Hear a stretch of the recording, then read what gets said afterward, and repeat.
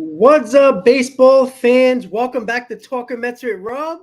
How is everybody doing on this Saturday night, 6:30, November 11th? And we are getting ready for a free agent frenzy where we get in a little bit more news and rumors every single day, a little bit more every single day. And we're looking to get that one rumor that starts to get everybody excited. And it doesn't matter what team it is. Obviously, if it's your team, it's even more exciting. But when it's your team that is involved in that rumor, that player that everybody's talking about, that's when it really starts to get excited. Excuse me, a couple of days ago, the GM meetings kind of ended shortly because of a stomach virus rolling around the GMs. So there wasn't as much news as I thought was going to come out of that, but we did hear about a couple of possible trades. We did hear about Yamamoto being posted within probably the next couple of days. I'm assuming he'll be posted on Monday, since all the news last week, the last couple of days, was that he's going to get posted within a week. I'm assuming they're going to start it on Monday, when business hours, when business starts back going on baseball teams, when everybody gets back to the office for the organizations on Monday. I think all that is going to take place on Monday. So that's when you're going to have the Yamamoto watch. And we'll get into that a little bit more. We're going to talk about Blake Snell, the most likely Cy Young Award winner. We're going to talk about the Toronto Blue Jays, who a couple of reports came out that they're looking for, if not DH help, another bat some way, somehow. And it's looking like they don't have no problem looking at all the DHs that are available to help that lineup. Even though that lineup is good, they need a little bit more help in that lineup. We're also going to talk about Cody Bellinger and what his outlook's going to be. We're also going to look at the Baltimore Orioles and their downfall in the playoffs and what they're going to need going forward in this offseason. And we're also going to talk about the abundance of pitchers, starting pitchers that are on the market: Nola, Monty, Erod, and so on and so forth. And then we're also going to ask whatever questions you got at the end of the show. I'll give you about 10 minutes almost at the end of the show to say, hey, start bringing in your questions so I can start answering them. Because the last time I was hoping to answer questions, there was too many comments, and I was trying to find all of them, and I don't know if they were repeated questions or not. So I just want to make sure everybody gets their comments in and I get to see them. That's the most important thing. So yes, Joe is leaving the tri-state and going out west. He's going to a state that don't have to worry about changing clocks back or forward. That's always nice. So good luck to Joe, who is going to be out of here right after, I think he said right after Thanksgiving. So he'll be out of here and he'll get to have, hey, listen, think of it this way. He'll have a few hours earlier when Met games start, right? And then when the Mets are on the West Coast, he gets to actually not be up too late. So lucky him. So make sure you wait a few to the end of the show to put your questions. You can put all your opinions and stuff like that about what we're talking about, and we'll go for it. I see a lot of Yamamoto talk. I know there's a lot of Met fans here. Odd Villain. I'm going to answer that question only because I saw it quickly and I didn't miss it. That's good. So the question is, if you could only have one qualifying offer guy, who would you sign? It's Ohtani. I think that's the obvious one. There wasn't a lot of players that got qualifying offers. I believe it was about 13 out of, I think there was a possible 24 or 22 that were eligible to get qualifying offers. But if I had to choose, it was Ohtani, and that leads right up to the first topic of the day with Ohtani. Yes, Ohtani is just obvious, to be honest with you. So that's the way I see it. I think it's a no-brainer. If Ohtani wants to come here and the Mets are willing to write that check, which I think they'll be willing to, I don't think you're going to be worrying about a draft pick when you can sign Ohtani. Maybe if it's middle of the road type of guys, like a Cody Bellinger type, I worry about a little bit because it is a lot of money and a lot of years that will be going to him, and it is a risk because he had a really good year and a contract year, but the prior 3 seasons were a complete disaster. And a former MVP that was on a team that is not really worried about, payroll, basically released him.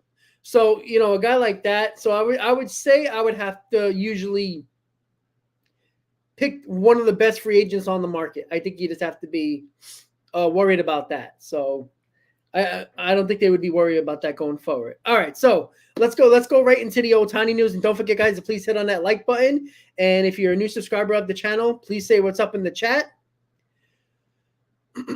And I'll shout you out, even if you're not a Mets fan. Obviously, this is a MLB-wide stream. Obviously, it's for all. I try to do a free agent frenzy for all the fans on YouTube, and I also do an MLB hot stove that I'm going to be doing tomorrow, so we can talk more about trade rumors along with free agency as well. But I want to focus on free agency today, so make sure tomorrow, either 6 or 7 o'clock, MLB hot stove will be tomorrow. I'm hoping to get Hayden on with me, and we'll be hanging out with you guys doing hot stove throughout MLB baseball, talking about trades and free agency and everything else. All right, so Ohtani's latest update, there was more and more that you hear about other West Coast teams getting involved. During the season, late in the season or in the playoffs, the Texas Rangers weren't really a destination for Ohtani, and now you're starting to hear it.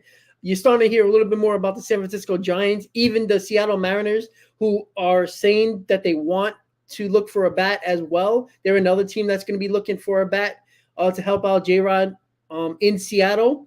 So you're hearing a lot other West Coast teams, and that might be an indicator that a lot of teams around the league are starting to get the idea or the feel that Ohtani prefers the West Coast.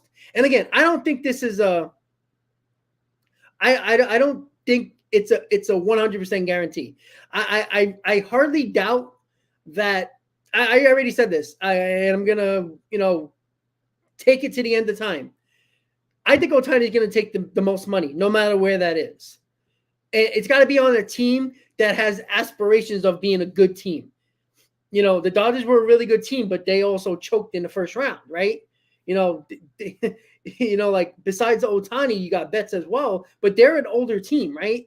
Their rotation was in shambles. I don't know if it's going to they got an old pitcher that in Kershaw that is probably going to come back for another 1 year, and I know they had a lot of injuries, but the Dodgers are an older team, and I don't know how good they. I mean, we saw Ohtani and Trout, probably the two biggest names in baseball, on one team, and they really didn't go anywhere with the Angels. I know that's a whole different type of ball game, but I mean, any team that gets Ohtani is going to be better. Mike, I don't necessarily. Well, I'm not even going to say it. I don't say they won't offer the most. I do think if it's. I think the problem that's going, and I talked about this before, don't think for a second that the players union isn't constantly, banging on the door of Ohtani and his agent and saying, listen, guys, you're the best player in baseball. There is no way you take less money to go somewhere, unless it's the team that you were currently on. Then that's when the gloves are off, right? That's a whole different story. The only reason why I say that is because of the fact that, we've seen Aaron Judge, who, even though the players union wasn't happy about Aaron Judge taking less money to go back to the Yankees, but it wasn't talked about to the extent where it was like anger. It was a little bit of a, they weren't pleased that he took less money, but they had an understanding because it went back to the team he was currently on before.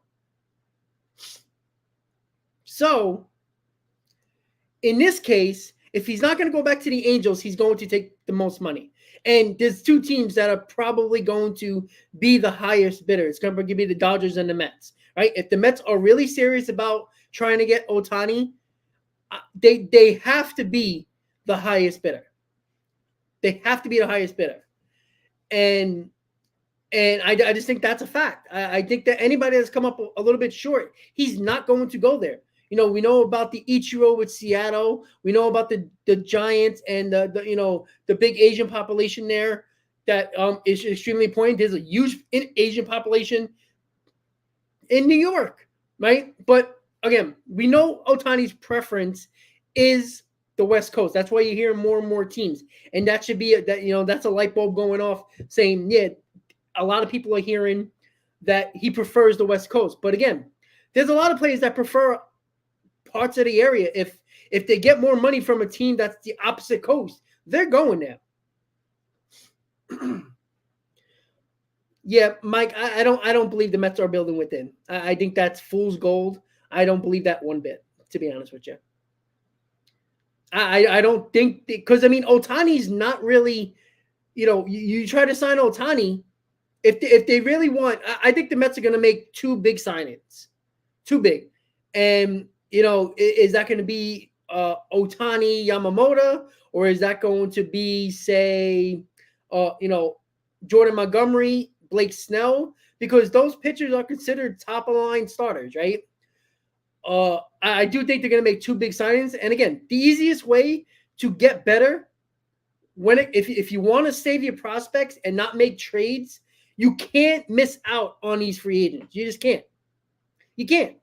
Because if you miss out on Ohtani, that means the Mets are probably going to look to try to trade for Juan Soto. And that's going to be a guarantee. There is no way in hell the Mets are going to lose out on Ohtani and Juan Soto.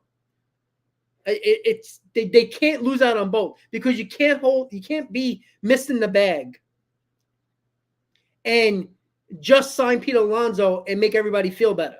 And then, sign one of the DHs and pray that these prospects work out because you're playing with fire there.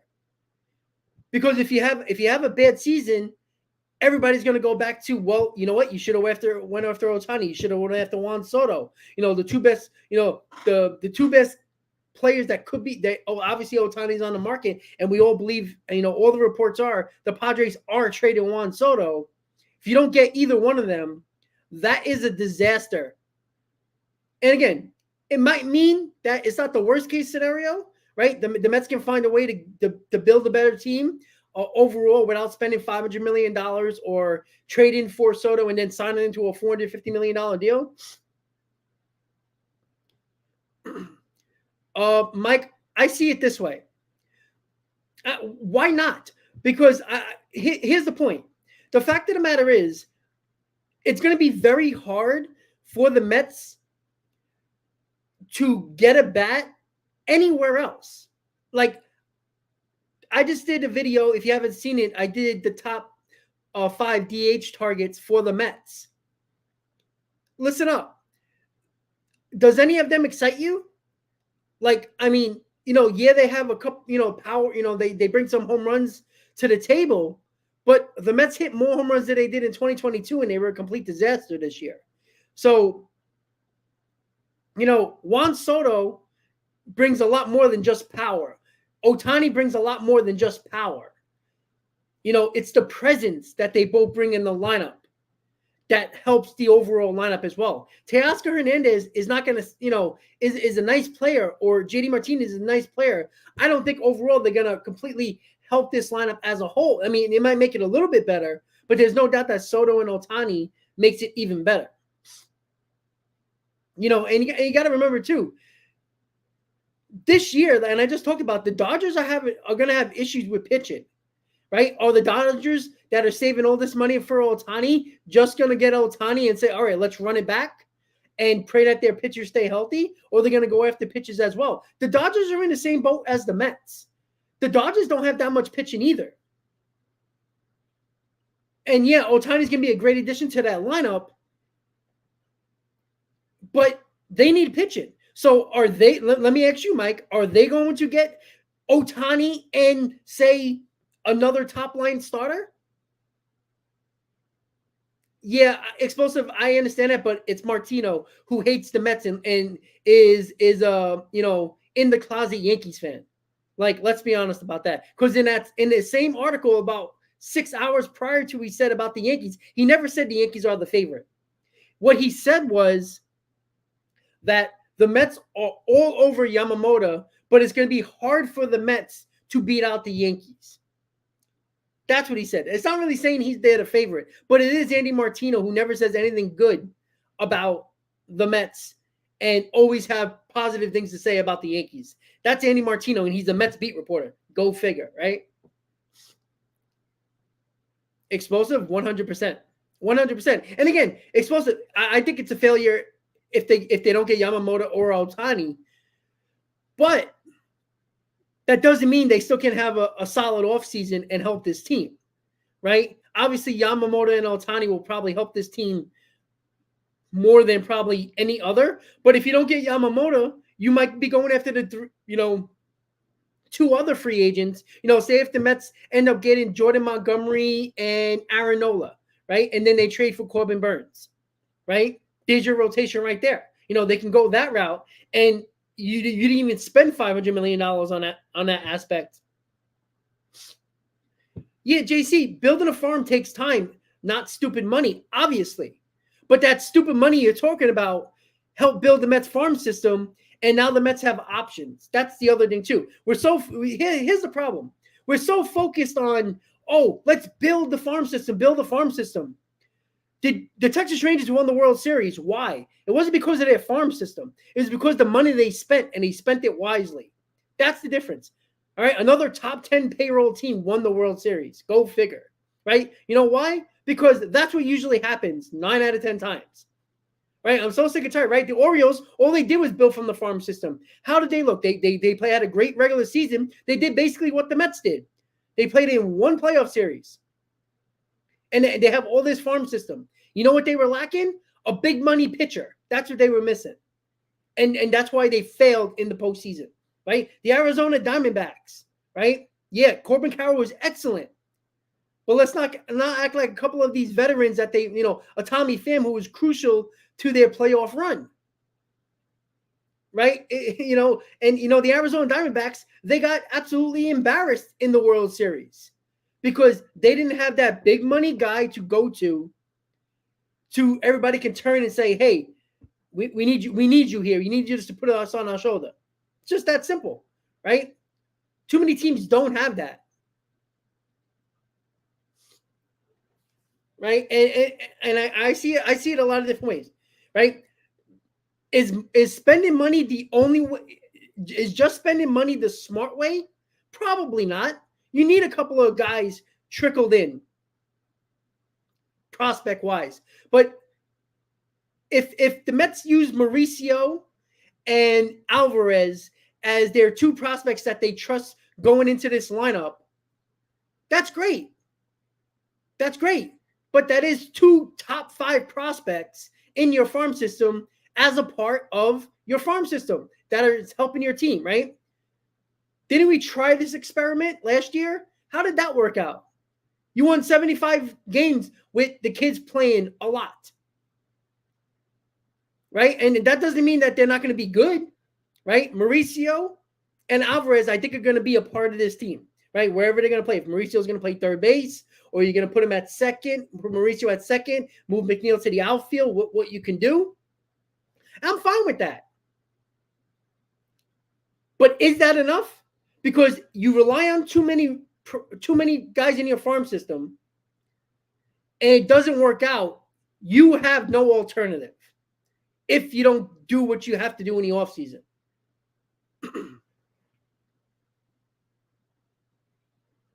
Yeah, see, again, David Stearns keeps on coming out and saying, see, why does the people believe David Stearns when he says something, but everybody still believes that, you hear, teams are trying to trade for Pete Alonso. That doesn't mean the Mets are trading Pete Alonso. David Stearns said it time and time again. Pete Alonso is going to be a first baseman going into 2024. That is going to happen. But being all in next season for who? That's what I don't understand. Why are you going to wait? And this is the problem that I have. And this is why I go back to a lot of people that I complain about that, are prospect huggers, because that's what a lot of yous are. You go back to that, and, we look at it as, let's go all in next season. I don't care. 2025, the world can end. All right? Honestly, right? All you need is one guy getting hurt and it ends your season, right? Stop worrying about the next year. Worry about 2024. Could we start that season? I'm so sick and tired of next year. The Mets haven't won in 37 years. All right. I'm so sick and tired of people saying, oh, what about next year? Because you know what you did in 2022? The prospect huggers, you failed the team because you were worried about the following year or the future, right? I'm not saying to trade all your prospects, but the Mets have too many prospects now where they can't fit on this roster, ladies and gentlemen. Where are they going? You have 97 shortstops. You have 97 infielders. You have a couple of outfielders, and you got a couple of pitchers coming up the farm system. That a couple of them that now are in your top 10, right? Where are you playing all these guys? Besides the pitchers, where are you playing all these guys? You have to choose which ones you believe are going to help your team going forward, and you got to choose the ones you can use if a possibility of a trade comes up for a player that you need on this team now, not 2025 or 2026. Because I can tell you right now, 80% of your prospects are probably going to be bust. If not everyday players, it might be, bench players or just a complete fail. It's just that simple.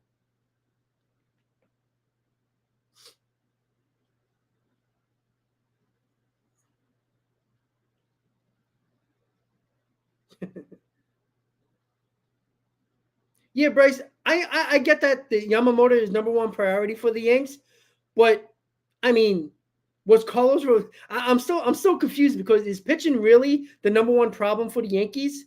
It's their offense. Like if it's Aaron Judge and pray for the best. Like how many more times you can get Yamamoto all you want, you're still going to lose the game 1-0. Like you don't score. You were one of the worst offenses in baseball, other than the Oakland A's. You need players. You need bats in your lineup other than Aaron Judge. And I tell you this right now, you really think, and let's talk about the Yankees a little bit since a couple of people are talking about it, Bryce and Michael, right? You see it right here, right? The Yankees need an outfielder, right?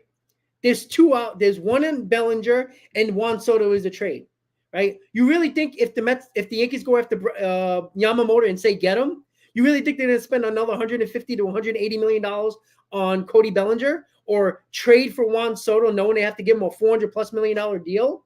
I find that hard to believe. If the Yankees go out and get another pitcher and basically do, put duct tape in their lineup, nonsense, other outfielders other than Bellinger, I don't see how much better they're going to be. Like, yeah, I mean, do you expect Cole to have another Cy Young Award season? I mean, the year before in 2022, he had almost a 4 ERA. He had a 3.5 ERA as your ace.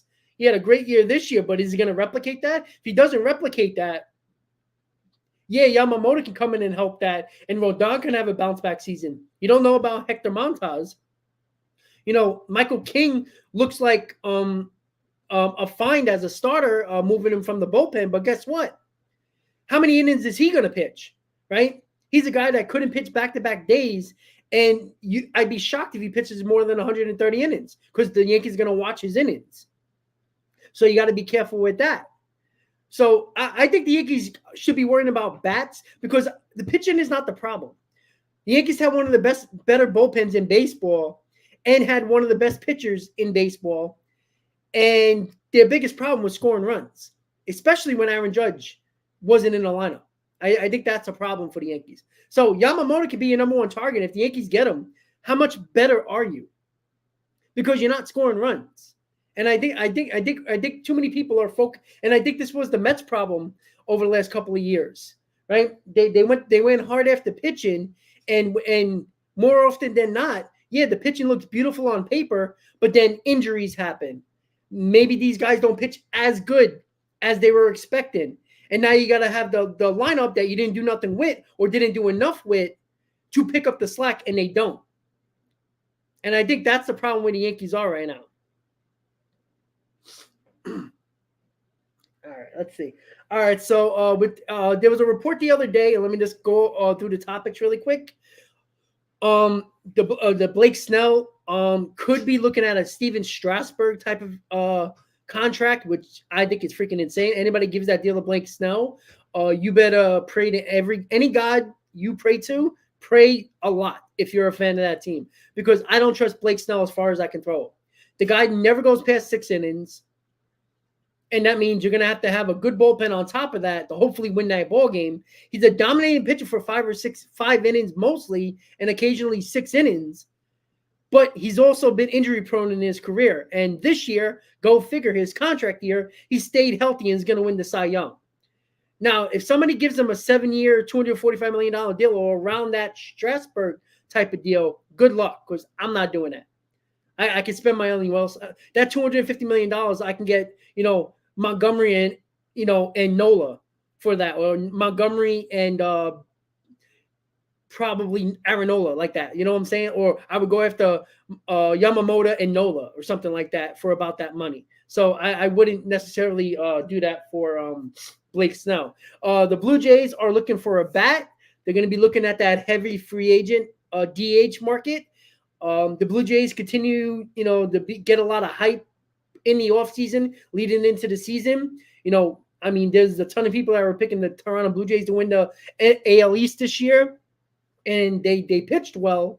Gausman unfortunately got hurt, so that hurt them. But their pitching was fine.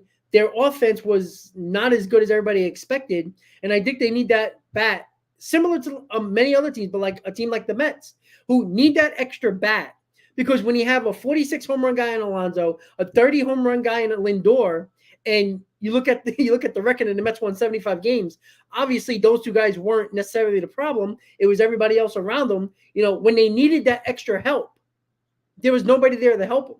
Nimmo's a nice player, McNeil's a nice player, but you need that other guy, right? I always feel that lineups need 3 trusted bats. And I'm talking about guys that when they come up, you trust them. A lot of people trust Alonso, a lot of people trust Lindor, and then what? Everything else is a crapshoot. That's a problem. When you look 7 through 9, all right, you don't expect that to be the most. You're hoping Francisco Alvarez, figures it out, because even though he hit a decent amount of home runs in his time playing, he started to get wild with his bat. Strikeouts were going up. His average wasn't good. You want him to creep up that 240, 250 average with those home runs, because everybody believes that Alvarez can be a 30 home run guy. Now, that can solve your problem, but there's no guarantee of that. And I think that's where a lot of people are falling over themselves when they say, oh, well, let's use our young guys. Let's use our prospects. I have no problem doing that. But if you say, let's not get nobody else on the free agent market bat wise, or a trade market for a bat, and these prospects fail, where are you going next? Because now you have to wait this whole trade deadline this season to hopefully get a bat, because your prospects are not working. And that's going to be a problem, because if your catcher is not hitting that you expect to hit, and Mauricio isn't what we all expect him to be, you never know. And then, you leave yourself behind an 8 ball. Again, spending money doesn't require prospects. You spend money, you could still use your prospects where you need them. Because if you sign Ohtani, he's going to be your DH, right? Look, let's just put it out there. If you sign Ohtani, he's going to be your DH. So that doesn't hinder Mauricio at third base or Francisco Alvarez at catcher. And it won't even hinder if you want to use one of your top prospects in your outfield. If you want to use a Gilbert, who might get a chance to win a corner outfield position in spring training, or Luis Angel Acuna, who is technically a middle infielder, but actually played a little bit of outfield in the minors, where some people actually project him that he might be a better outfielder than infielder. Maybe he gets a shot as well. So I don't think anybody that you sign is going to hinder any of your prospects. And I think that's where a lot of people saying, think that I'm saying that don't use the prospects. If you look at my DH video, any of those 5 guys aren't going to hinder anybody in your farm system. Maybe Vientos, because he's positionless. But other than that, you're gonna actually not hinder any of your prospects. So I think any of the moves you make probably, obviously, if you trade for Juan Soto, yeah, that's probably going to hurt your outfield, but not really, because you can play Juan Soto in right field and you have, many choices of what you're going to use in left field, depending on what you're going to do. If they really believe in Brett Beatty and leave him at third, Mauricio can go to second, McNeil can go to left, and then you have your roster, right? And then you fix your bullpen and your rotation, and let's go. Let's go to war, right? So that's a lot of things that I'm trying to figure out when it comes to that. All right, give me a second, guys.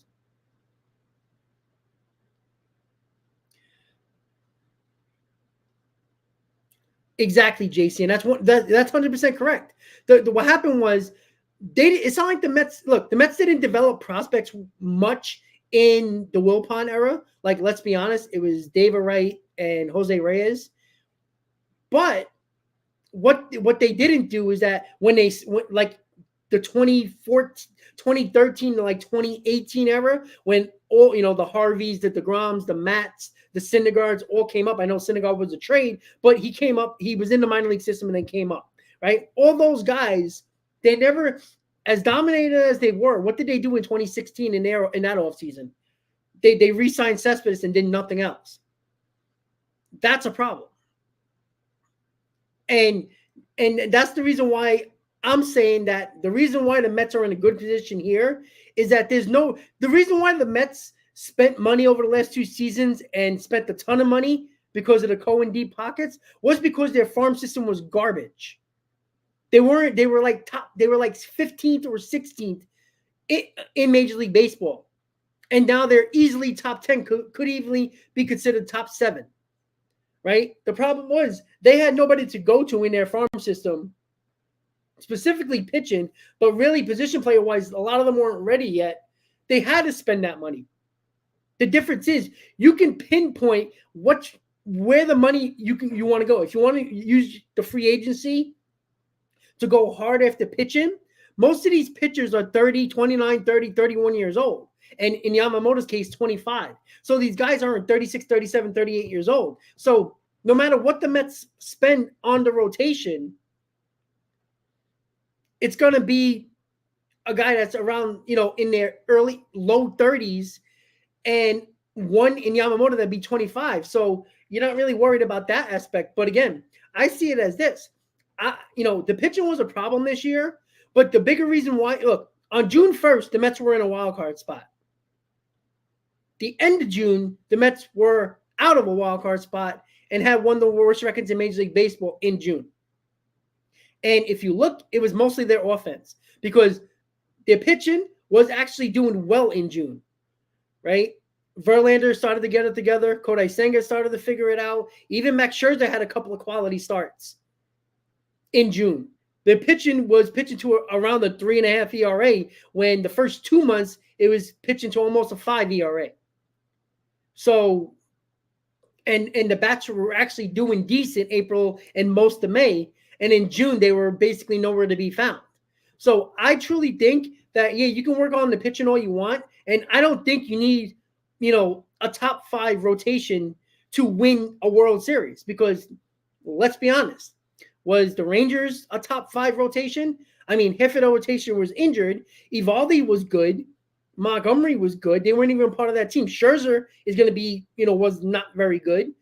So, and the Diamondbacks, even though they had pitchers that were, that was expected to be really good, like Gallen, who didn't really pitch well in the playoffs, Fafat was excellent. But other than that, they had nobody else to go to. They threw a bullpen game. Like, I just don't understand. Like, I truly think that if you get that offense going and you have a solid rotation, there should be no reason why with 6 teams making it in each league, you can't make the playoffs. Because I even said it earlier in the season when the Mets were going through their problems in June, when when I was trying to help the people believe a little bit that, hey, the Mets only have to win 83 or 84 games. And that's the way it was looking in the National League, the way the teams were playing, because nobody was running away with the third wild card, and it ended up being an 84-win team Diamondback team. So, and that can change next year, and a team needs 87 wins to like last year. in 2022 that won the third wild card, right? I mean, it's going to be rare that a 90-win team is going to be a third wild card. So, and again, the teams that were the best in baseball, it didn't work out for them, right? I mean, the Dodgers looked like a complete, dumpster fire. Again, they choke once again in the playoffs in a real season. And look what the Braves did. The Braves do what they did. They're doing exactly what they did in the 90s, right? Win almost a division every year, make a little bit of noise in the playoffs, get one World Series title in a decade, and fail in the playoffs year after year. And that's just how it goes. Like, that's the way, it's trending in that direction again. You can't tell me that the 2022 and 2023 Braves were worse, were not better than the 2021 Braves. They were by a lot. And that 2021 team won the World Series. Right? A Texas Rangers team that obviously spent a ton of money, right? $800 million over the last 2 seasons, won the World Series, right? Nobody really picked them, right? Everybody was picking the Braves or the Dodgers, and everybody was picking the Astros mostly. And look what happened, right? So, all right. So let's see, where are we? We're at the Bellinger aspect of it. Hold on. The Yankees got more to offer for Soto. No, they don't. Yeah, no, they don't. You're fooling yourself, because everybody knows the Cashman tricks, right? And there's been a problem for years. Can you name me a Yankee prospect that the Yankees traded over the last 6-7 years that actually became a decent, really good Major League Baseball player? Not many, if at all, right? I think everybody's realizing that the Yankees prospects are full. The New York media always praises the Yankee prospects all the time. Like, we know the New York media is a Yankee shill. We all know that. But I'm not saying that. And again, I find it hard to believe. Are you going to give up either Volpe or Dominguez, along with probably 2 other prospects, top 10 prospects or top 15 prospects? I find it hard to believe, because you're going to have to give up one of them. If you're a Yankees fan right now and you don't believe getting Juan Soto is not going to involve either Dominguez or Volpe, and that's to start the trade. You don't think anybody can't match that? I think you can. I think a couple of teams can.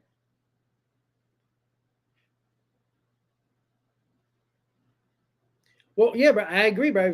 Spend big on 2 pitchers, but 2 old pitchers, though, right? The difference here is that if the Mets spend big on pitching, most of them are going to be between 29 and 32 years old. That's a huge difference than a 37-year-old and a 40-year-old, right? Yeah, Mike, I don't see the Yankees doing Soto and Bellinger. You really think they're going to spend $180 million on Bellinger and then on top of that trade 3 prospects, top prospects for Soto, and then give him a $400 million contract? You really think the Yankees are going to do that?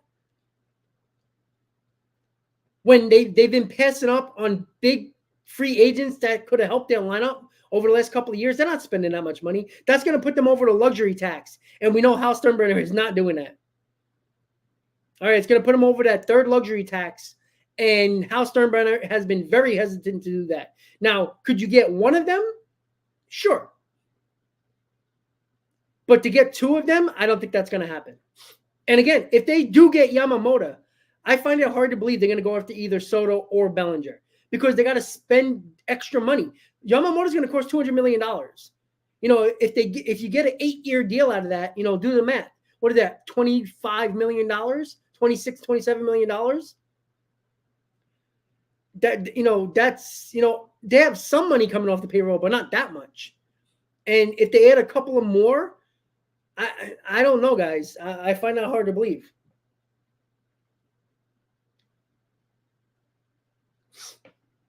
Because, if you guys remember, Yankee fans, Brian Cashman said you needed a left fielder last year in the offseason, and he went with Aaron Hicks and tried John Carlos Stanton. So, believe what you want to believe with Cashman, but I find it hard to believe the Yankees are going to spend on 2 big players. I look, if they do, good for them. But I find that hard to believe. Yeah, Michael, they'll be playing in late October, but I don't think both of them for the Yankees.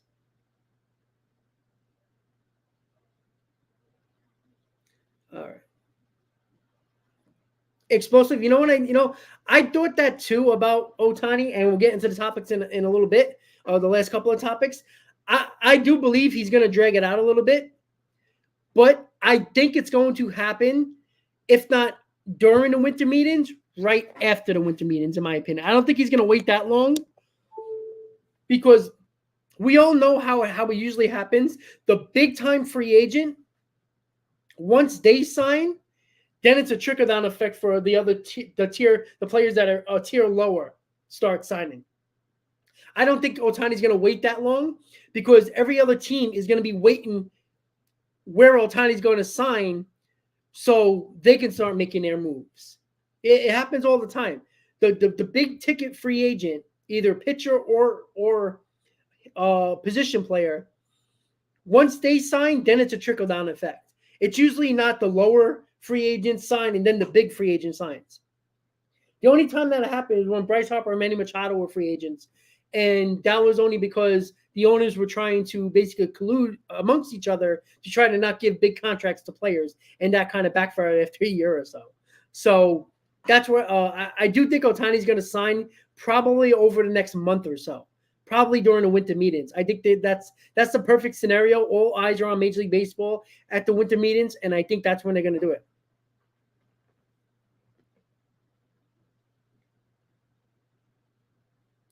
Okay, Luis. Okay, MLB Pipeline ranks the Mets number 11, right? The Yankees have been higher than the Mets for years, yet what prospects have turned out? That's where what I said to you is that they always hype up the Yankee prospects, and Brian Cashman does an amazing job doing that, along with the New York media. They hype up the Yankees prospects. And don't think for a second that last year or the year before that, when the Yankees couldn't get who they wanted, wasn't because the Yankees just didn't want to give up prospects. What they were offering, teams are not that stupid anymore.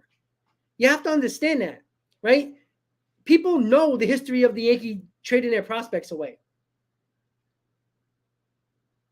Like, honestly, for years, the Yankees trade prospects, and they basically fall off the map once they're traded. The Yankees get their prospects hyped through the media, and Brian Cashman does a great job doing that. Now, I'm not talking about, I think Dominguez is going to be good? Sure. But I could say that about 97 other prospects. Is Volpe going to be good? People are making out like Volpe batted 300 this year and was good. He wasn't good. He struck out a ton of times. He barely batted over 200. And great, he has a lot of stolen bases, but a lot of other players did too. Like, I think Volpe's going to be a good player. I don't think he's going to be as good as everybody thinks he's going to be. But I like him because he brings that energy. Yeah, Michael, I think that's hard to believe that the Mets have nothing San Diego wants. It's hard to believe. They got they got 3 outfield prospects that I can assure you the Padres would like, right? You think you need an outfielder if you trade Juan Soto, right? The Mets have a couple of pitchers that just recently got in their top 10. Not saying you got to trade 2 of them. You can give them 1, but you're going to tell me they don't want Alex Ramirez, who has been one of the best minor league outfielders in the minor league system. Gilbert, who was just raking in Binghamton during the season when they traded for him. Ryan Clifford is a little bit younger than those guys, but is one that everybody believes that are going to be better than all of them, right? And then the Mets have a ton of infield prospects as well that they can look at as well.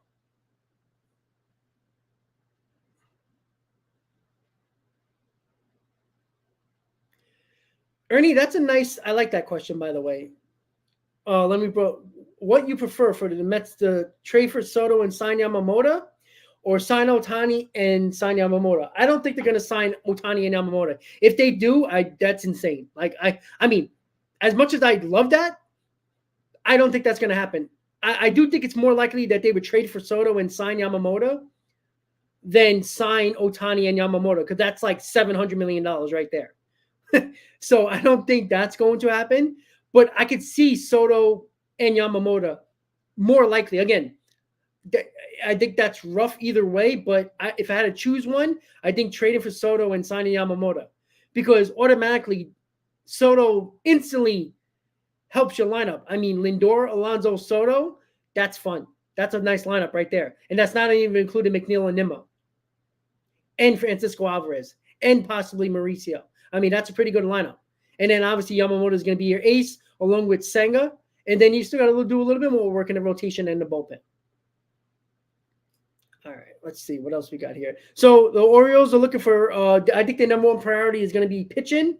And I think they're going to be looking at Eduardo Rodriguez, in my opinion.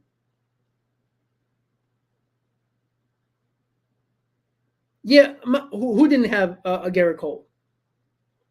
Michael, I'm curious about that, because Garrett Cole this year was obviously the best pitcher in baseball and is going to win the Cy Young. But in 2022, he had a 3.5 ERA. So are you going to get Cy Young Garrett Cole? Or are you going to get the 3.5 ERA that he pitched in 2022? And the Yankees were better in 2022 when Garrett Cole was worse. So S-Man Clifford should be ready. Well, projections are 2025. He's going to be starting with Binghamton, and he probably will trickle his way to AAA at the end of the season. Gilbert is going to be probably starting with Syracuse, I believe. And I actually think Gilbert's going to try is going to get an opportunity to make the big league club. I think he's going to get a shot and make a corner outfield position, depending on what the Mets do. And this is the other thing, guys. Depending on what the Mets do in the offseason is going to determine what they're going to do with, spring training invites when it comes to like Gilbert, if they're going to give him an opportunity to win a job. Because if the Mets trade for Soto, you have one outfield position available. So we'll see. Mike, I'm a young man. Why so impatient? Because it's not about me. And I think that's the problem. I think of my father, who was in his 30s when the Mets last won the World Series, and now he's in his low 60s. That's who I think of. I think of all the men and women who are diehard Mets fans that were in the middle of their life in their 30s, and now they're, some of them are retiring now and still haven't seen a Mets World Series championship. I'm not thinking about myself. Honestly, I'm not. But we continue to worry about the future when there was a fan base in 2022, and you can always go back to all the live streams, all the MLB trade deadlines, live streams that I did in 2022. All the people that did not want to trade any prospects. You know what they wanted to trade? Mark Vientos. That's what people said they wanted to trade. Nobody wanted Mark Vientos. They still don't want Mark Vientos. And that was what the Mets were willing to offer. And you got Vogelback and Ruff because of that. And oh, by the way, Tyler Naquin and Michael Givens. When you're the few best teams in baseball and you need one or two pieces to solidify your roster going into the second half and down the stretch in the dog days of summer into the playoffs, nothing is off limits. The only guy that was probably off limits was Francisco Alvarez. Nobody else should have been off limits. That was the Mets' problem, and that was a lot of the fans' problem going forward, because what it did, it hurt the team in 2022, because once they didn't make any move that was worth doing, Marte went down and the whole team went downhill after that. And they couldn't rely on Alonso and Lindor to do enough. They were playing well, not good enough. But wouldn't it have been nice if they added that extra bat? I guarantee you they could have got mostly any bet on the market if they were willing to trade anybody else other than Vientos. You don't think if they dangled Mauricio or dangled Alex Ramirez or a Parada at the time and Jet Williams at the time, guys that were just drafted, why not? Aren't you trying to win a World Series? Or are you trying to kind of win the World Series? But if we don't worry. We're going to have prospects coming up in 2025. Who does that anymore? I just don't understand it. We're so concerned about, and I think that was the problem. Go back to MLB trade deadline 2022. I continue to talk about you have one of the best teams in baseball. You make yourself better. And I'm not saying that would have been the opportunity to win a World Series. Maybe even if they did make that move, they wouldn't have won. But we never know. You know why? Because the Mets half-assed the trade deadline and it burned them. And then everybody's like, oh, don't worry, 2023. And we won 75 games. Congratulations on the future. That's the problem. Again, veteran free agents are patching holes for short term. That was only the pitching, mostly. Right? Starlin Marte, Eduardo Escobar, and Mark Canner wasn't the core of this team. The core that failed was the core that everybody loves. In Alonso, in Lindor, McNeil, Nimmo. When it mattered the most in September, they struggled in 2022. And they were nowhere to be found in 2023 in June when it mattered. Don't tell me in 20. I don't want to hear because I'm so sick of, oh, I'm young. Why am I impatient? It's not impatience. Because there's years like 2015 where this team went on a run. They were the Arizona. They weren't necessarily the Arizona Diamondbacks, but they were a team that, if you look at the roster, wasn't very good. It was Yoenis Cespedes and a bunch of hogwashers. It was David Wright with a bad neck. It was Lucas Duda in 4 years after that was out of the league. Ruben Tejada in 2 years was out of the league. Like Juan Lagares was basically non-existent in a few years after that. Like the Mets had a rotation and Yoenis Cespedes. And in that offseason, after losing the World Series, they did nothing but sign Yoenis Cespedes. I'm sick and tired of half-assing trade deadlines and off seasons and then complain when they lose but don't want to do what's the necessary thing. You know the teams that won the World Series the last couple of years, the prospects they traded? The Astros traded 2 top 10 prospects to the Mets for a 40-year-old Justin Verlander to win another World Series. The Texas Rangers gave you Luis Angel Acuna for a broken-down Max Scherzer to win a World Series. Guess what they did? They won a World Series. They traded for Jordan Montgomery. The Atlanta Braves traded prospects to get better in 2021. At the right time. They got the right players. The Mets basically did nothing. And you're going to tell me they didn't half-ass it? And then when they lost, you blame everybody else but the people that were in charge that should have made trades and was so focused on prospect hugging, and it burned them in 2022. You basically had a lost 2022 and a lost 2023 because of that decision. And there's no guarantee to 2024 or 2025 because you're cherished prospects. Stop with the prospects.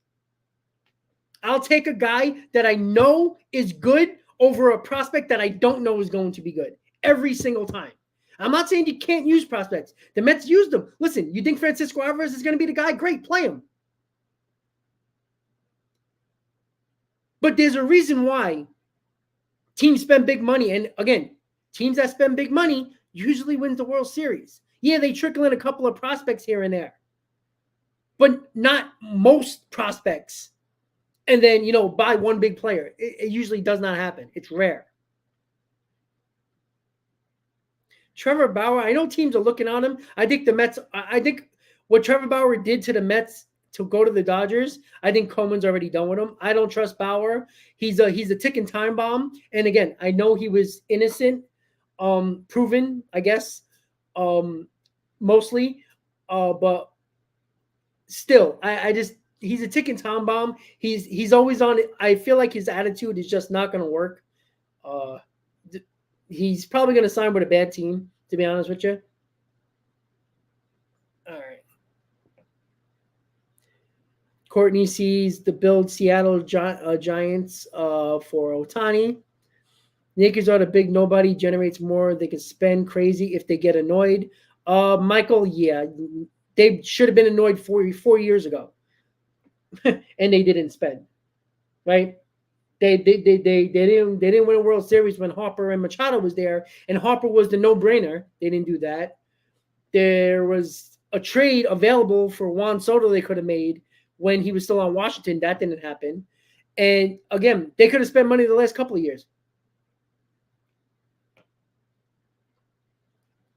Let's see. Again, I keep on asking the Yankee fans. I still don't see this. Are you willing to trade either Volpe or Dominguez, one of them plus, to get Juan Soto? Because you got to have one of them in the deal. If you think that you're going to get Juan Soto without giving up either Volpe or Dominguez, you are on crack. It's not going to happen.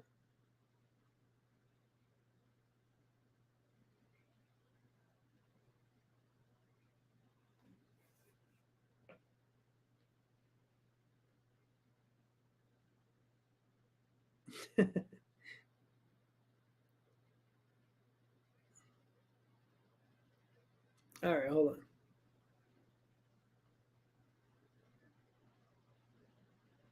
Yeah, it's supposed to be Dominguez.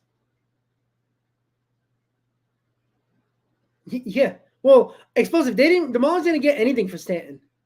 They got Castro. That was all they got. Starling Castro. That was all they got. Really. They didn't really do anything for Stanton. But I mean, look at all the years, of the Yankees trading prospects, and those guys don't work out. And I think teams are not falling for that anymore. And again, not saying that, Dominguez or a couple of the Yankee prospects aren't going to be good, but it seems like when they get traded, they don't do well. And I think teams are not falling for that anymore. The Yankees could have got Luis Castillo. Why didn't they do it? They needed pitching at the time. No, they went to get Frankie Montas because there was less prospects.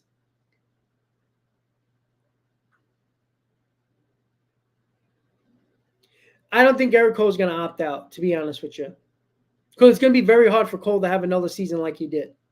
And if he has less of a season than he did this year, why would you opt out? You're already making close to $30 million.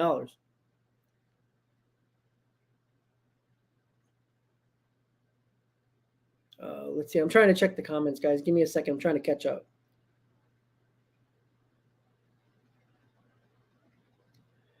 Well, see, I think that's the other thing. What is the problem with the San Diego Padres right now? It's money, right? They had to take a $50 million loan to pay their payroll, right?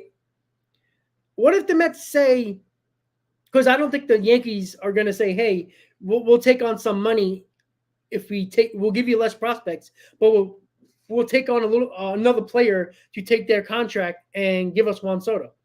The Mets can do that. The Mets already showed you they can, right? They'll pay salaries, to get prospects, and they can do the same thing, right?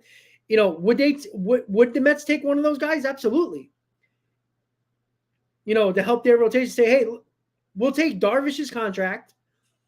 We'll still give you a top 10 prospect or two and trade for Juan Soto. Absolutely. There's not a lot of teams that can do that. I mean, maybe the Yankees be willing, but I don't know. Hold on. Michael Moss, how you doing? Okay, Michael, you were right. But Verlander wasn't too old. Verlander was one of the Mets' best pitchers. Once he came back in May, he was pitching well. The Mets decided to get prospects for Verlander. So Verlander wasn't a bust. Scherzer was.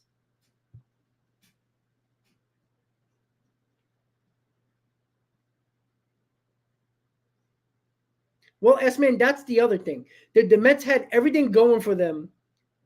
Even losing the division, they still had one of the best rotations going into the playoffs. But again, Marte came back hurt. He wasn't ready to come back.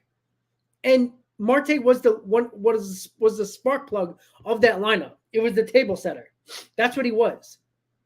And the Mets didn't do nothing offensively. Vogelback was garbage. Ruff was garbage. And then we ended up blowing up into oblivion, basically. Hold on.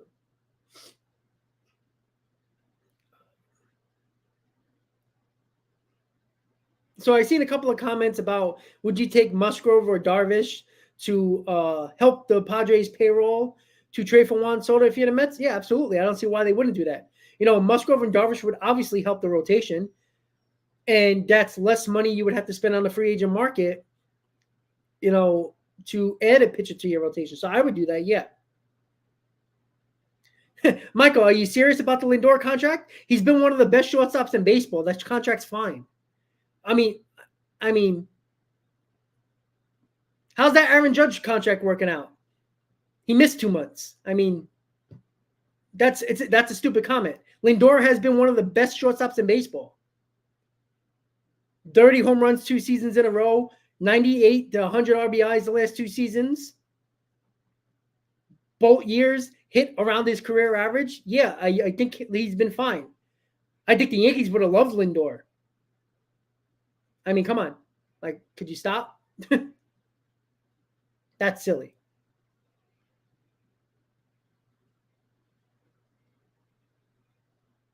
You know, I still don't see a Yankees fan telling me what they are willing to trade. I already gave you the option. Volpe or Dominguez is the start.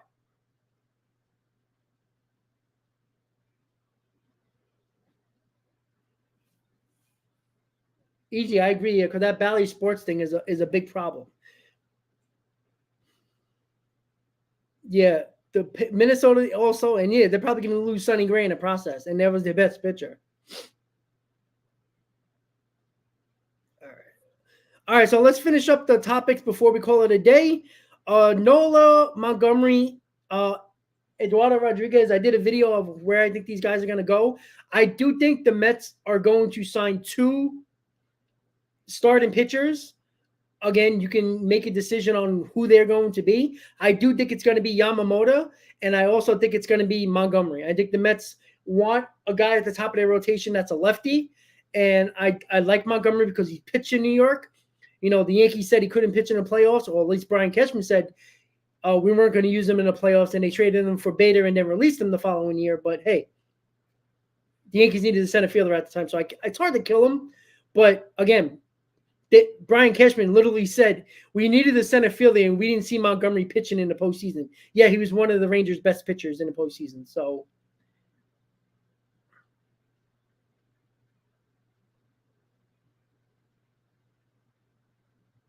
yeah, easy. I think that's true. Yeah, Patrick, I don't see what trade proposal, because I don't know.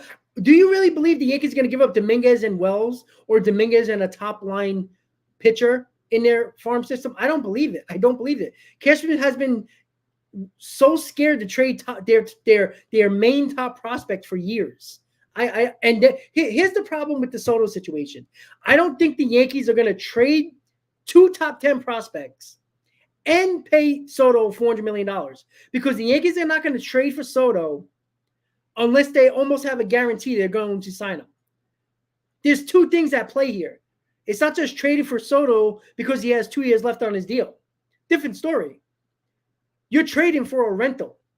And I truly believe that Juan Soto isn't going to sign an extension. So are you willing to trade? Now I'm going to ask you, are you willing to trade 2 top prospects, possibly 3 in your top 15, for Juan Soto for 1 year? Because I don't think Juan Soto is going to sign an extension. He would be silly to sign an extension because he would make more money on the open market in free agency.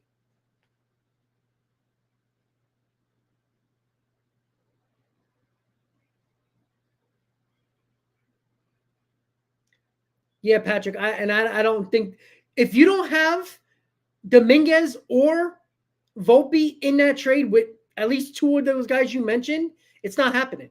Now, if they're going to trade Volpe, you can't trade Peraza. I think we all agree with that, right?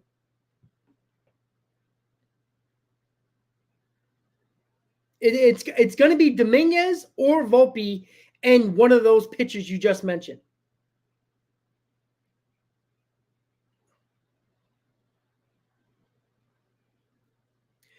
Aiden, I don't believe so, because I think the Mets will give up anybody in their top 10. Anybody.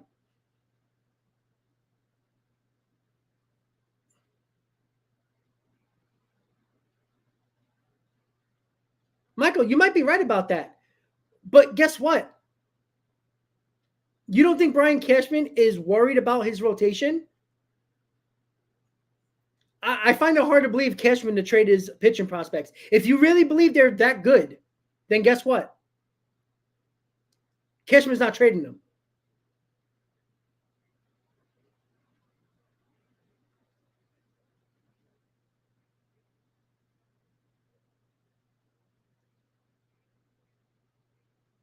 Well, okay, Patrick, if they're untouchable, then why would the Padres even talk when they can go to other teams and probably get better packages? Not the Mets, other teams. The Seattle Mariners are looking at it. The Giants might be looking at Soto. I don't. If you're not trading Dominguez or Volpe, then the Padres are going to hang up the phone. The Mets farm system is not weak, not anymore. 2 years. If you said that in 2022, I'd agree with you. Yeah, Michael, they might want pitching, but I don't think the Yankees are going to give pitching. Are they going to give 2 pitching prospects? Or are they only going to give 1? Because if you add 1 and Dominguez or Volpe, you might be able to get them.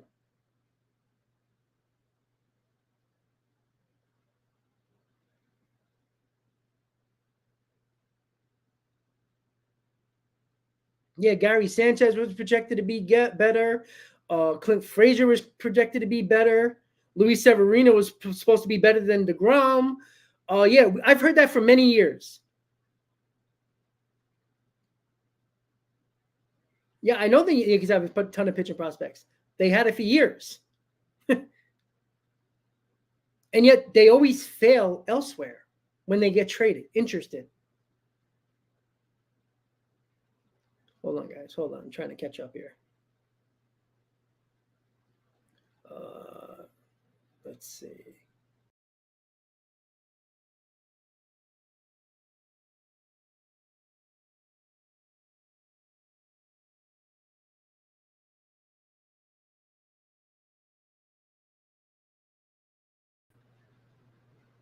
Sorry about that, guys. I don't know what the hell happened. 27 championships. He's been saying it for a long time. Again, when most of the championships were when there was like 5 teams in the league, 10 teams in the league, that's nice. That's fine. Nobody's saying the Yankees aren't the most historic known franchise in baseball. That doesn't mean you're going to win. You got to get past that fact, right? You aren't the Yankees like you used to be. Nobody's scared to play the Yankees anymore. I think that's something that is shocking to a lot of Yankee fans, but it's true.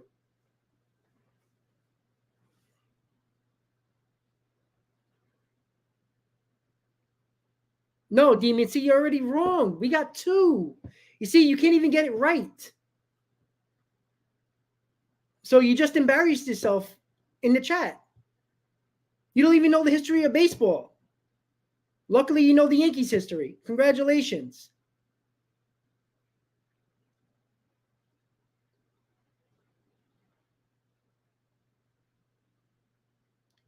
Yeah, I'm not worried about the Mets paying for Alonso. I think they will. But that has nothing to do with what they're going to do otherwise. Yeah, honestly, like, I mean, if you're gonna make a joke or try to be funny, I know maybe I am a loser, but at least the Mets been to the World Series a lot sooner than the Yankees were, right? Who cares? The fact of the matter is the Yankees hasn't won either. And the same Yankee fans that talk about 27 World Championships want the guy who won you were the best dynasty in baseball, want Brian Cashman fired, and want Hal Steinbrenner to sell the team. Come on. I mean, you don't even get baseball history right. Well, see, Patrick, this is where I agree with you with. People keep on saying that the Mets don't have pitching prospects. They do. And I'm not saying they're going to trade them. But when you look at it, the Mets, I tell you these guys right now, I truly believe this. There might be 1 guy, maybe 2, that is untouchable in the Mets farm system. Just honest. I truly believe that. Because you got to remember, guys, David Stearns didn't draft any of these players, and he has no connection to them.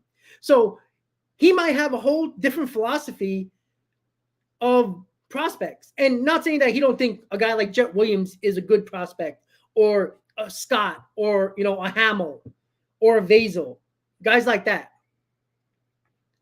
Demon, come on. Like you embarrass yourself by not knowing baseball history, and then you're gonna act stupid. So you're gonna go away and enjoy yourself on another channel. You can be a Yankee fan and talk stuff, but know your history. No history at least. At least people that are arguing with me are actually getting baseball history correct. But you want to call me a loser because I'm a Mets fan? Congratulations. I mean, duh.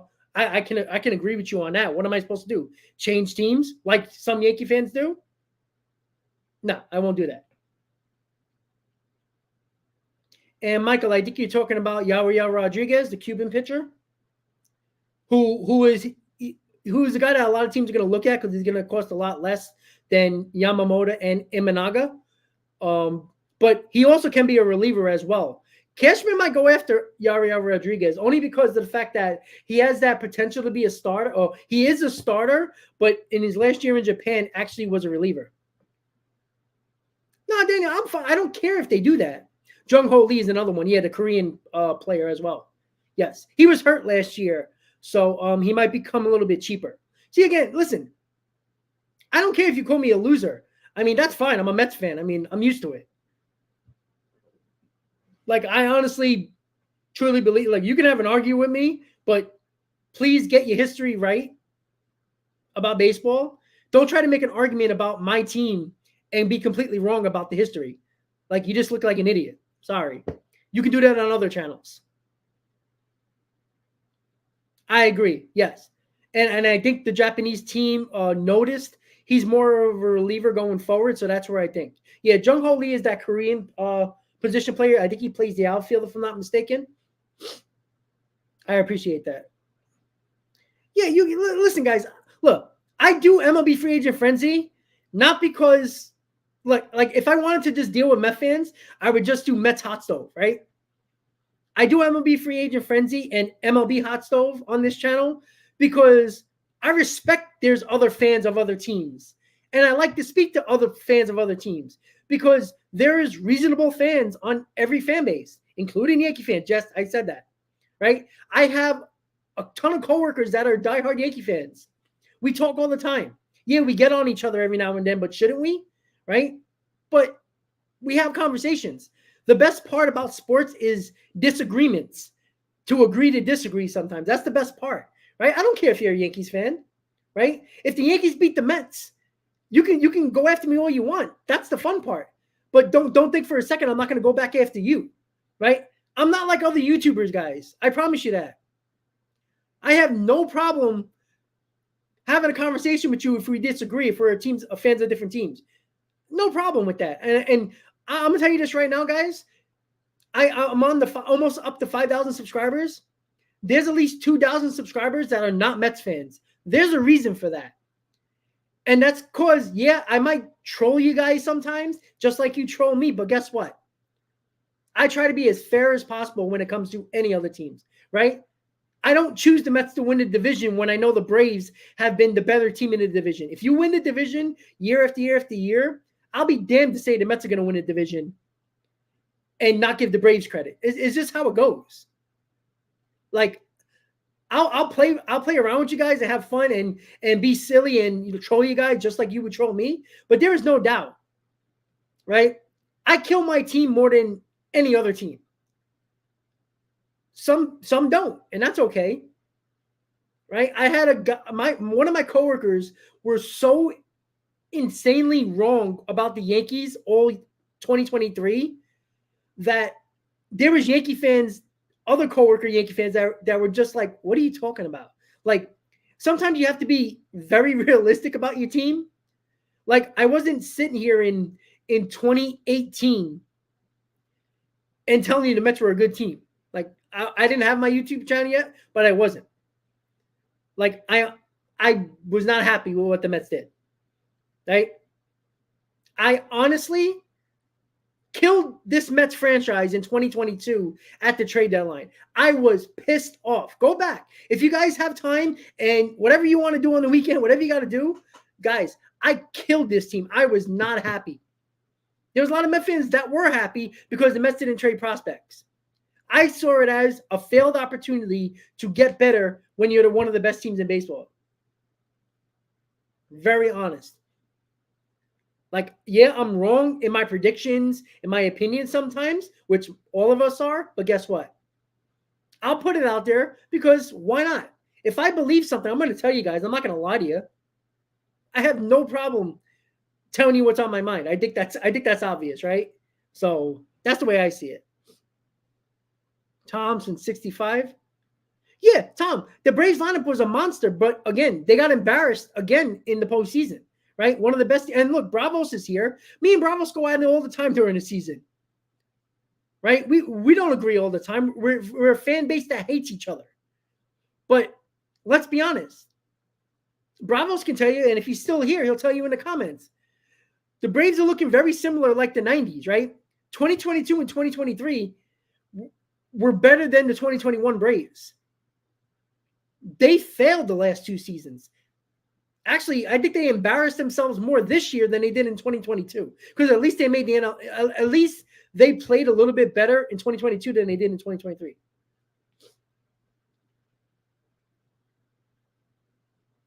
Yeah, Michael, Cashman doesn't have 1 foot out the door. He just got a nice, shiny 4-year contract. And Howe can never fire Brian Cashman because Howe wouldn't know what to do with himself. You know, I put Howe in similar aspects with Cohen only because Cohen was dealing with people that weren't good enough as baseball people and was relying on them. Howe relies everything on Brian Cashman. Bravos, exactly. And I've said that, right? I'm not going. Look, when my season predictions come up, you really think I'm going to put the Mets as winning the division? That's disrespectful to the Braves fans. Chris, how you doing, buddy? By the way, guys, make sure you subscribe to CP New York Sports Network. Chris, guy on one of the boys on the Roundtable podcast, and he will be joining us again on another Mets Hot Stove that is a special edition Mets Roundtable. So make sure you subscribe to him. Yeah, and Bravos, but again, I think the offense was 100 times better than what it was in the 90s. I mean, you had a better pitch-in rotation in the 90s than you do now. But let's be honest, right? They're trending in that way again.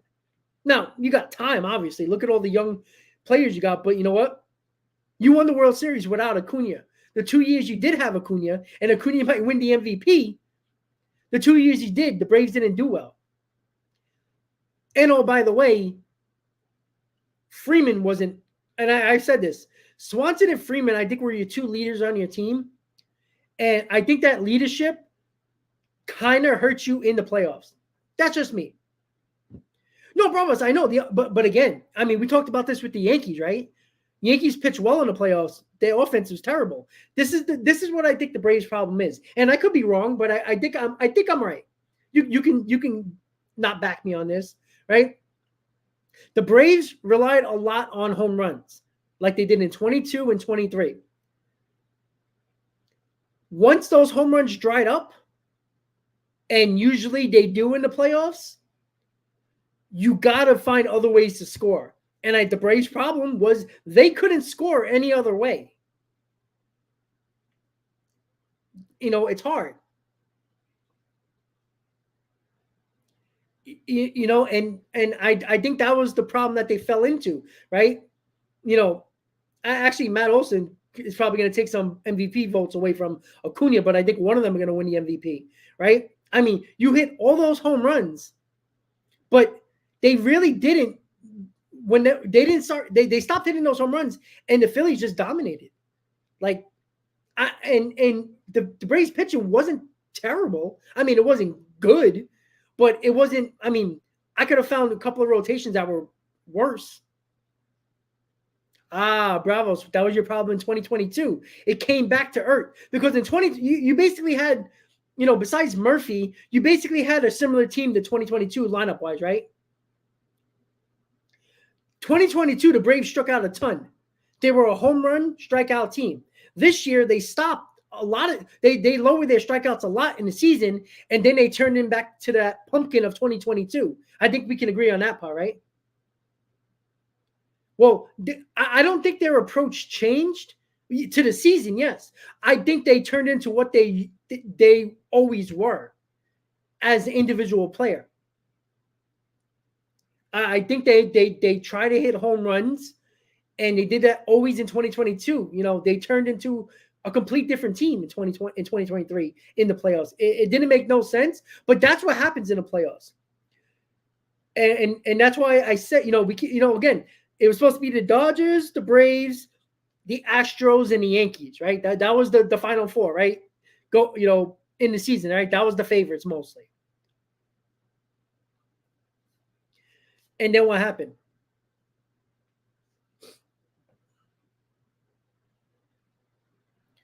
Well, Patrick, I we don't agree often, but I kind of agree with you there.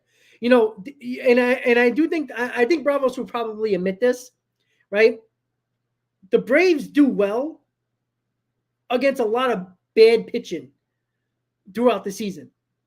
Like I think that's fair to say, right? In the postseason, you're facing your top 3 starters instead. During the season, you're going to face your 4th, 5th starter a lot. And again, don't get me wrong, the Braves hit everybody. Like they were killing the ball. They were the best offense all season. But I still believe this. Losing your leaders of your team in Swanson and Freeman, don't think that had nothing to do with it. Because when you needed that leader to calm everything down in the clubhouse when things weren't going right, who are they turning to? I don't think Acuna is a leader at all. I honestly don't believe that. I don't think Olsen is that rah-rah guy. He shows it on the field. Maybe Riley can be that guy, but he's another one that's a quiet leader that shows it on the field. But who is their leader? That's the problem that I think they have. Harris is still young, is still, kind of a rookie. I honestly don't think I think they missed that leader. They had that in 2021. Bravos, I completely disagree with you. Acuna needs to be that leader. Out of most of the guys, he's been in the longest. Albies, I think, can be that rah-rah type of guy, but I don't think he's a leader either. I think they're missing a leader. And I'm sorry, teams need leaders, right? Corey Seager was the leader of the Rangers, right? Corbin Carroll, you saw him. He led that Diamondbacks team. Always, Michael. Always, buddy. Always. Always, man. I don't care if we disagree. I never care. We go back and forth. That's the whole point of sports, right? Yeah, but yeah. Okay, Ozzy's and Travis, maybe. I don't even think so. I love Ozzy Albies. Bravos, this being on my channel for a while.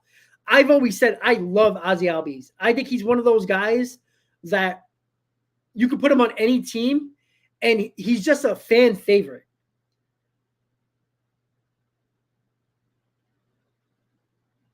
Gates, yeah, I tend to agree with that, for sure. And, I think the biggest problem with the Mets is that they don't really have a leader. Pete Alonso's not a leader. He's a damn good player, but he's not a leader. And again, the Braves are a prime example of having, MVP caliber players. They show it on the field, but I think you need clubhouse leaders. And the Braves had that in 2021. They got Freeman. They had Freeman. They had Swanson. 2 of those guys, I do believe, were leaders on that team. Losing them, didn't really miss much offensively, obviously, but I think they lost that. I think the biggest problem with the Mets, they didn't play well in June offensively, and that was the problem. They didn't have a leader to step up, and they still don't have that. And I think that's a major problem with a lot of teams. The Yankees have Aaron Judge and nobody else. Aaron Judge is a leader. Now, he hasn't performed in the postseason, but that can change. Alex Rodriguez changed his whole, career around, basically, postseason-wise, when he was basically the linchpin of winning the 2009 World Series for the Yankees. Yeah, accountable's fine, but you know what? Acuna didn't speak to the media after his team lost the playoffs and left his team to hold the bag. That's rough. Have a good night, guys. Don't worry, guys. I'm going to end it in a few minutes. So the way I see it is here, and let's finish up the free agent frenzy. There's a lot of teams that need a lot of freaking help. And my team in particular need a ton of help. And they better do it because you guys know I'll be the first one to kill them. They need at least one of Ohtani or Yamamoto. They need one. At least. And then they need a lot more after that.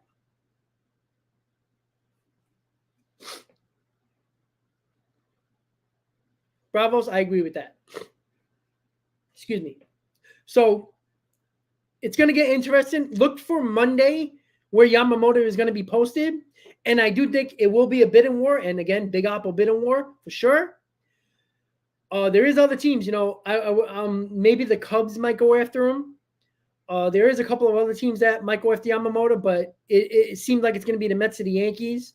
We'll see how that goes, but let's see when he gets posted. I would be shocked if he's not posted officially on Monday, and that's when it's really going to get crazy. And I will do live streams on the Yamamoto Watch updates throughout the week as well once he's posted, so look out for that.